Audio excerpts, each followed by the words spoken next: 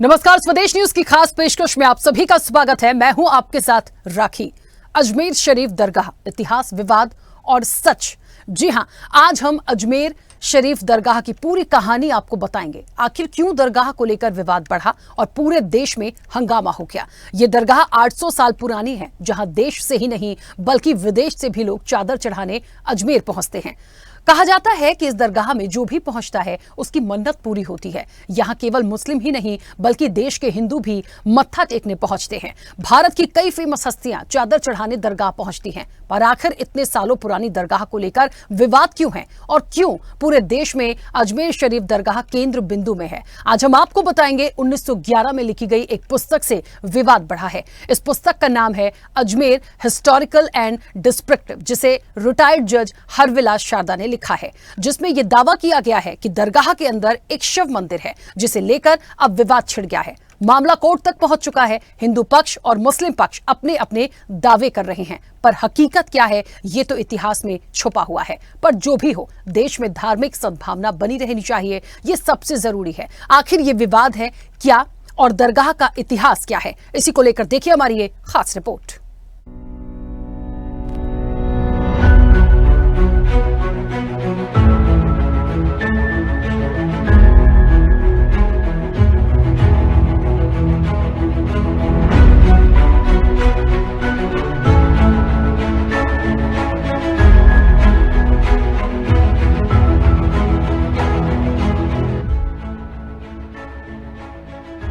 राजस्थान की अजमेर शरीफ दरगाह एक ऐसी दरगाह है जो केवल भारत में ही नहीं बल्कि जिसकी पहचान विदेशों में भी है, जहां न केवल मुस्लिम बल्कि हिंदू सहित दूसरे धर्मों के लोग भी चादर चढ़ाने पहुंचते हैं। लेकिन इस समय दरगाह पर कई तरह के दावे किए जा रहे हैं। हाल ही में एक दावा किया गया कि ये दरगाह एक शिव मंदिर के ऊपर बनाई गई है, जिसको लेकर स्थानीय अदालत में याचिका दायर की गई थी, जहाँ कोर्ट ने एएसआई अजमेर दरगाह समिति और केंद्रीय अल्पसंख्यक मामलों के मंत्रालय को नोटिस जारी किया है। राजस्थान के शिक्षा मंत्री मदन दिलावर ने कहा कि मुगल शासक बाबर और औरंगजेब ने मुगल आक्रमण के दौरान मंदिरों को तोड़कर मस्जिदें बनवाई थी। देखो, मैं इसको किस दृष्टि से देखता हूँ, अभी तक के अनुभव और अभी तक के परिणाम ये बताते हैं कि सामान्यतया हिंदुस्तान में अधिकांश मंदिरों को तोड़ करके मस्जिदें बनाई गई है। जहां तक अजमेर दरगाह की बात है, ये तो माननीय न्यायालय निर्णय करेगा और न्यायालय ये आदेश देता है कि खुदाई करना चाहिए, तो मुझे लगता है कि और मंदिरों की तरह भी यहाँ और मस्जिदों के नीचे जो निकला था उसी प्रकार से मंदिरों के अवशेष निकलने की पूरी संभावना है। हिंदू संगठनों ने किया दावा, अजमेर शरीफ दरगाह वास्तव में एक प्राचीन संकट मोचन शिव मंदिर। संगठन ने दरगाह की खिड़कियों पर बने स्वास्तिक के निशान को प्रमाण बताया। 1911 में प्रकाशित अजमेर हिस्टोरिकल डिस्क्रिप्टिव पुस्तक का हवाला रिटायर्ड जज हरविलास शारदा ने लिखी बुक। इसमें दरगाह के गर्भगृह में स्थित एक तहखाने का उल्लेख, निर्माण में जैन मंदिर के अवशेषों का उपयोग होने का भी वर्णन। लेखक ने दावा किया कि यह मंदिर पृथ्वीराज चौहान के वंशजों ने बनाया। हिंदू सेना के राष्ट्रीय अध्यक्ष विष्णु गुप्ता ने रिटायर्ड जज हरविलास शारदा की किताब समेत मंदिर होने के 3 आधार बताए हैं और मंदिर में पूजा पाठ करने की अनुमति देने की मांग की है। जबकि अजमेर दरगाह के प्रमुख उत्तराधिकारी और ख्वाजा मोइनुद्दीन चिश्ती के वंशज सैयद नसीरुद्दीन चिश्ती ने याचिका को सस्ती लोकप्रियता पाने का स्टंट बताया। विष्णु गुप्ता ने दरगाह में मंदिर होने के अपने दावे के पीछे 3 आधार बताए हैं। वो अपने दावे के पहले आधार में कहते हैं कि अंग्रेजी शासनकाल में अजमेर नगर पालिका के कमिश्नर रहे हरविलास शारदा ने 1911 में लिखी अपनी किताब में दरगाह के मंदिर पर बने होने का जिक्र किया है। हमने उनकी किताब को आधार बनाया है। दूसरे दावे के आधार के बारे में उन्होंने कहा, हमने अपने स्तर पर शोध किया और किताब की जानकारी के आधार पर दरगाह में जाकर देखा। दरगाह की संरचना हिंदू मंदिर को तोड़कर बनाई गई है। दरगाह की दीवारों और दरवाजों पर बनी नक्काशी हिंदू मंदिरों की याद दिलाती है। अपने दावे के तीसरे आधार के बारे में उन्होंने कहा कि अजमेर का हर शख्स जानता है और उनके पूर्वज भी बताते रहे हैं कि यहाँ शिवलिंग हुआ करता था। लोगों का कहना है यहाँ हिंदू मंदिर हुआ करता था। विष्णु गुप्ता आगे कहते हैं कि दरगाह में असल में संकट मोचन महादेव मंदिर था और हमने मांग की है कि दरगाह का यदि कोई रजिस्ट्रेशन है तो उसे रद्द करते हुए इसे संकट मोचन महादेव मंदिर घोषित किया जाए। हमें वहां पूजा पाठ करने का अधिकार दिया जाए। विष्णु गुप्ता ने दावा किया, दरगाह में बने तहखाने को बंद किया गया है। सर्वे होगा तो सारी सच्चाई सामने आ जाएगी। हमने संकट मोचन महादेव मंदिर, जो कि आज अजमेर दरगाह के रूप में जाना जा रहा है, वो असल में भगवान शिव का मंदिर था और वो मंदिर को तोड़कर मुगल आताताइयों ने उस पर मजार बना दी और सारे देश में ऐसा ही सिलसिला चला है। आप देखोगे ज्ञान बापी है, मथुरा है, काशी है और संस्कृत वेद विद्यालय जैसे 2.5 दिन का झोपड़ा कहते हैं अजमेर में ही और भोजशाला में, वो सब कुछ ऐसे तोड़ के बनाया गया हमारे मठ मंदिर को। इसको लेके हमने याचिका फाइल के बहुत सारे साक्ष्य हमने माननीय अदालत के सामने रखे हैं। अदालत ने सारे साक्ष्य हमारे देखे हैं, सुने हैं और सुनने के बाद उन्होंने सभी पार्टियों को, जो पक्षकार इसमें और जो दूसरे प्रतिवादी हैं, उन सबको नोटिस जारी किया है। अगली तारीख 20 दिसंबर 2024। देखिए सर, ये एक ऐतिहासिक तथ्य है कि कुछ मुगल शासकों ने हिंदुस्तान के तमाम मंदिरों को नष्ट भ्रष्ट किया, तोड़ा। और ये भी सब सर्वविदित है कि कई मुस्लिम धर्म स्थानों पर जो काबिज हैं आज, उनके मलबे में, उनके ढेर में, उनमें हिंदू चिन्ह हैं, हिंदू मंदिरों के सबूत हैं। मैं कुछ याद दिला रहा हूं, 1984 जब हिंदू समाज की सर्व पंचायत ने कहा था कि हमें 3 स्थान दे दो, काशी विश्वनाथ, कृष्ण जन्मस्थान और राम जी का जन्मस्थान, तो हम बाकी के स्थानों पर अपना दावा वापस ले सकते हैं, ऐसा कुछ धर्माचार्यों ने 84 में कहा। ऐतिहासिक तथ्यों को झुटलाए तो नहीं जा सकता, लेकिन सब स्थानों पर इस प्रकार की बात खड़ी करना कहां तक उचित है, इस पर भी हमें व्यापक दृष्टिकोण से सोचना पड़ेगा। तथ्य तो सबको ही मालूम है, लेकिन खास तौर से कांग्रेस ने अपने आप को मुस्लिम समाज का प्रवक्ता या मुस्लिम समाज की रक्षक मानना शुरू कर दिया। फिर कांग्रेस अपना नाम मुस्लिम लीग कर लेवे। कोर्ट के अंदर जाना तो न्याय की आकांक्षा के अंदर एक अच्छा प्रयास है। कोर्ट ने याचिका स्वीकार की है। इसका अर्थ है कि प्रथम दृष्टया कोर्ट को लग रहा है कि इस मामले में और सुनवाई होनी चाहिए। नोटिस जारी किए गए हैं। मैंने पहले भी कहा कि यह स्वागत योग्य कदम है और जो इसकी आलोचना कर रहे हैं वो न्याय व्यवस्था में विश्वास नहीं होने की बात कह रहे हैं।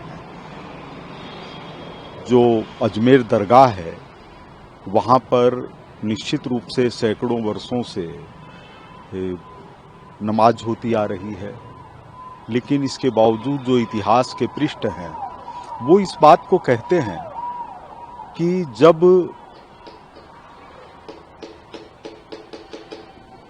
चिश्ती साहब अजमेर आए उस समय वो छत पर खड़े होकर के आवाज देते थे, यानी कोई ना कोई इमारत वहां थी। और अगर इमारत वहां थी और हरविलास जी सारदा जिन्होंने विधवा विवाह का कानून बनवाया उन्होंने उसका उल्लेख किया है, तो और भी गहराई में जाया जा सकता है। ये सब चीजें ये महत्वपूर्ण नहीं है कि जहां पर जो चीज है वहां वही रहनी चाहिए। कानून व्यवस्था भी नहीं बिगड़नी चाहिए, उसका भी ध्यान रखना चाहिए, लेकिन हम किसी के अधिकारों को, किसी की मान्यताओं को, आस्था को लगातार कुचलेंगे तो विद्रोह पैदा होगा। तो इसलिए जनहित में यही है कि निष्पक्ष ढंग से याचिका पर सुनवाई हो और जो भी कोर्ट फैसला करेगा वो हमारे लिए स्वागत योग्य है। नसीरुद्दीन कहते हैं 1911 की जिस किताब के आधार पर यह दावा किया जा रहा है उस किताब की कोई विश्वसनीयता ही नहीं है। 100 साल पुरानी किताब की बुनियाद पर 850 साल पुराने इतिहास को झुटलाया नहीं जा सकता। मंदिर पर दरगाह बने होने के दावे के बाद से ही ये मामला देश भर में चर्चाओं का केंद्र बना हुआ है। बीते दिनों देश के कई राज्यों में हुए मंदिर मस्जिद विवाद के बाद कई घटनाएं और उग्र प्रदर्शन भी सामने आए हैं। देखिए, भारतीय संस्कृति की यही खूबसूरती है कि यहाँ पर तमाम धर्म के लोग रहते हैं और एक दूसरे के त्यौहार मिलजुल के मनाते हैं। बसंत पंचमी जो माघ का महीना होता है हिंदी तिथि के हिसाब से, उसमें चांद की जो 5 तारीख होती है हमारे यहाँ लूनर मंथ की, उस दिन वो ये बसंत की रस्म यहाँ अदा की जाती है और ये देश की तमाम बड़ी बड़ी दरगाहों पर अदा की जाती है। ये अमीर खुसरो रहमतुल्लाह के दौर से ये रस्म शुरू हुई थी, जिन्होंने अपने पीरों को खुश करने के लिए, क्योंकि उस वक्त उनके जो चहेते भांजे थे उनका इंतकाल हो गया था, तो वो गमज़दा थे। उस दौरान उन्होंने हिंदू हजरात को ये बसंत का जो गीत और ये रस्म करते हुए देखा, तो उन्होंने अपने पीर की शान में भी बसंत के गीत लिखे और फूलों को गड़बा लेकर अपने पीर की बारगाह में पहुंचे थे। इसमें वो बहुत खुश हुए और उसके बाद में उन्होंने अपने मुरीद को गले लगा लिया था। जब से ये रस्म तमाम चिश्तिया सिलसिले की जो दरगाहें हैं वहाँ पर ये अदा की जाती है। ये हमारे मुल्क की गंगा जमनी तहजीब की सबसे बड़ी मिसाल है कि किस तरीके से हम लोग एक दूसरे के त्यौहार मनाते हैं, सेलिब्रेट करते हैं। और ये उन लोगों को भी जवाब है जो लोग भारत विरोधी विदेशी ताकतों को खुश करने के लिए ये कहते हैं कि हिंदुस्तान में मुसलमान खुश नहीं है, हिंदुस्तान में मुसलमान प्रताड़ित है, जबकि वास्तविकता उससे बिल्कुल अलग है। इसके ऊपर सवाल है यकीनी तौर पे सुप्रीम कोर्ट, यकीनी तौर पे all India Muslim personal law board की हमेशा से ये अपील ये कोशिश रही है कि हम लोग अपने पर्सनल लॉज को और अपने मसाजिद की हर तरीके से हिफाजत करें और मुल्क के आइन के दायरे में रहते हुए जो हुकूक हमें हासिल हैं वो हासिल रहें, उसमें किसी किस्म का कोई इंटरफेरेंस और मुदाखलत ना हो। इसीलिए बार बार पर्सनल लॉ बोर्ड इस बात को कहता चला आया है कि ऑलरेडी जो पार्लियामेंट ने प्रोटेक्शन ऑफ वर्शिप एक्ट 1991 बनाया और उसको सुप्रीम कोर्ट ने बाबरी मस्जिद केस में और ज़्यादा ताकत मुहैया कराई, तो उसका निफाज पूरे मुल्क में without any if in but होना चाहिए। और अगर उसका निफाज सही तौर पे हो जाए तो बार बार ये जो सर्वे के ऑर्डर्स आ रहे हैं और उसके नतीजे में जो ये वाक़यात हो रहे हैं इन पर बंदिश लगाई जा सकती है। दरगाह का इतिहास 800 साल पुराना। मुगल बादशाह हुमायूं ने दरगाह का निर्माण करवाया। शाहजहां ने अजमेर दरगाह परिसर के अंदर मस्जिदें बनवाई। किताब की कोई विश्वसनीयता ही नहीं है। दरगाह में मांगी गई मुरादें पूरी होती हैं। अजमेर शरीफ दरगाह सूफी संत ख्वाजा मोइनुद्दीन चिश्ती की मजार है। भारत में सांप्रदायिक सौहार्द और धार्मिक आस्था का प्रतीक है। 12वीं शताब्दी में स्थापित ये दरगाह राजस्थान के अजमेर शहर में स्थित है और लाखों श्रद्धालुओं की आस्था का केंद्र है। इसे गरीब नवाज के नाम से भी जाना जाता है, क्योंकि संत ने जीवन भर गरीबों और जरूरतमंदों की मदद की। ये स्थल हिंदू, मुस्लिम और अन्य धर्मों के अनुयायियों को आकर्षित करता है।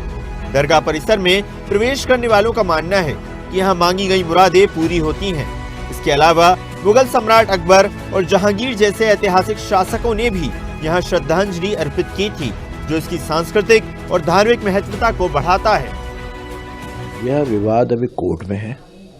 कोर्ट ने अभी नोटिस इशू किए हैं। उसके बाद कोर्ट तय करेगी कि सर्वे के विषय में जो कुछ कोर्ट कहे उसका सबको पालन करना चाहिए। और इस प्रकार के पहले भी कई जगह हुए हैं, तो कोर्टों के आधार पर निर्णय हुआ है, तो जो कोई निर्णय होगा कोर्ट के अनुसार निर्णय होगा। अभी कोई फैसला नहीं हुआ है, लगातार बयानबाजी चल रही है इस पूरे मामले में। मेरा इसमें सभी से आग्रह है कि इस पर राजनीति न की जाए और इसको कोर्ट का है तो कोर्ट तय करने दें, और कुछ लोगों के भावना है तो कानून के अनुसार उसका समाधान होना चाहिए। ये सत्य है कि 1100-1200 साल में कई श्रद्धा के केंद्र इधर उधर हुए हैं। उन केंद्रों पे निर्णय कोर्ट को करने दें और सभी उसका पालन करें और इसमें राजनीति न करें।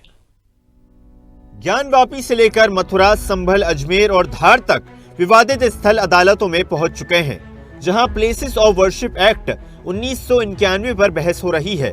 सुप्रीम कोर्ट का 2023 का आदेश, जिसमें ज्ञानवापी मस्जिद परिसर में वैज्ञानिक सर्वेक्षण पर रोक लगाने से इनकार कर दिया गया था, देश में अन्य विवादित धार्मिक स्थलों पर सर्वे की मांगों को हवा दे रहा है। इस फैसले के बाद कई जगहों पर सर्वे की मांग को लेकर अदालतों में याचिका दाखिल की जा रही है। ब्यूरो रिपोर्ट, स्वदेश न्यूज।